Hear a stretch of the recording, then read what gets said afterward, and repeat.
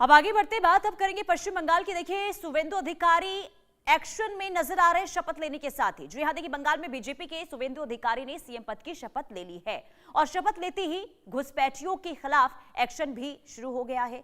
यानी कि बॉर्डर के पास घुसपैठिए भगाने लगे हैं, यानी कि कार्रवाई और एक्शन शुरू हो गया है पश्चिम बंगाल में घुसपैठियों के खिलाफ। रिपोर्ट के जरिए दिखाते हैं।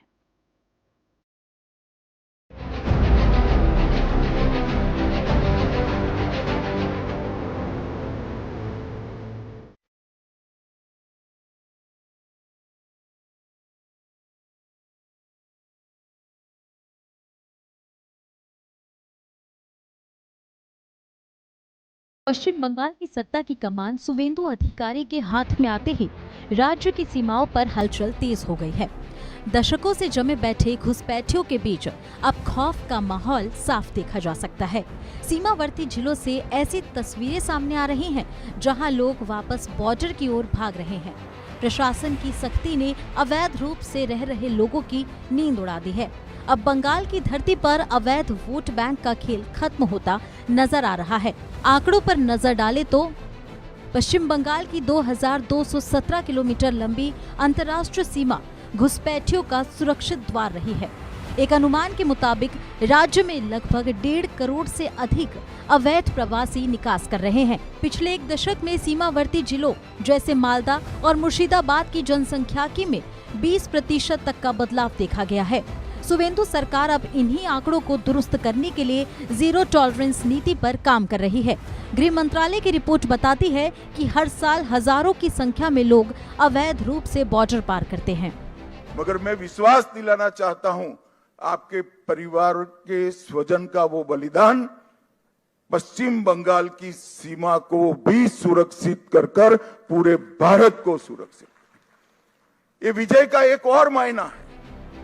नक्शे पर देखें तो उत्तर 24 परगना, नादिया, मुर्शिदाबाद और मालदा सबसे संवेदनशील इलाके हैं। इन क्षेत्रों में नदिया सीमाओं का फायदा उठाकर घुसपैठिए भारतीय क्षेत्र में प्रवेश करते रहे हैं।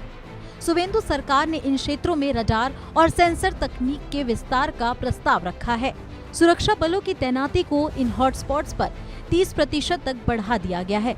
स्थानीय इन्फॉर्मर नेटवर्क को भी फिर से सक्रिय किया गया है ताकि संदिग्धों की पहचान हो सके।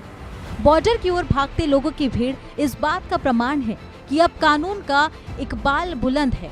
सोशल मीडिया पर वायरल वीडियो में देखा जा सकता है कि कैसे रात के अंधेरे में लोग अपना सामान समेट कर निकल रहे हैं।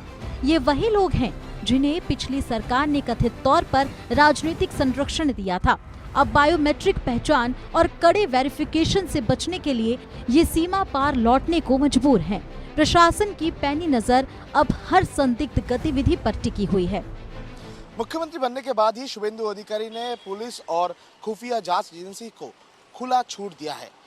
मेनली पश्चिम बंगाल का जो गांव बॉर्डर का सटे हुए है, उस जगह पर स्पेशल चेकिंग और उसके साथ साथ ही कागज चेकिंग करने का ऑर्डर भी शुवेंदु अधिकारी की तरफ से दिया गया है। सूत्र के माने तो पश्चिम बंगाल के जो बॉर्डर एरिया है, उस एरिया में जो घुसपैठ हुए हैं, उसी को ध्यान में रखते हुए पश्चिम बंगाल में जो लोग रहते हैं, जो लोग गांव बॉर्डर लगा गांव में रहते हैं, उनका सुरक्षा का ध्यान में रखते हुए ये चेकिंग का ऑर्डर जो है वो शुवेंदु अधिकारी की तरफ से दिया गया है।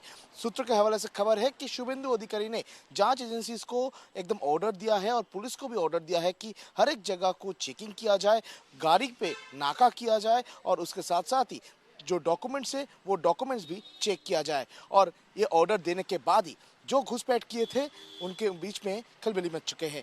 ऑलरेडी पश्चिम बंगाल में जो घुसपैठ किए हैं और जो घुसपैठ में मदद करते हैं, उन लोगों के मन में डर बैठ चुका है।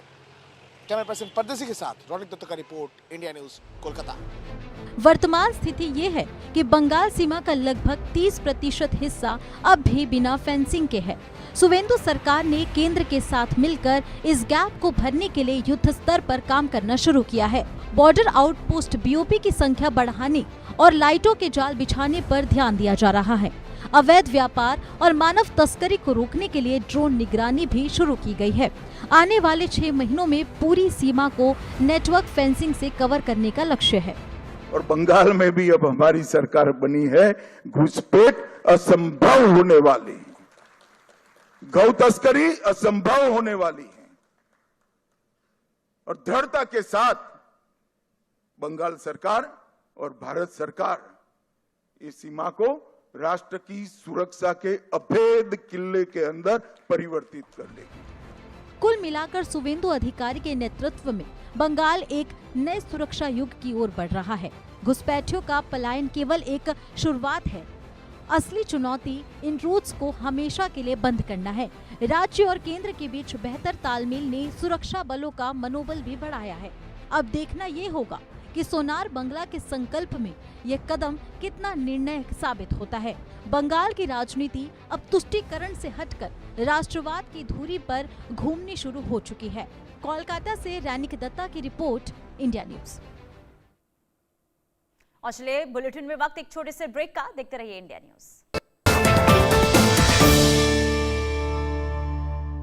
प्रधानमंत्री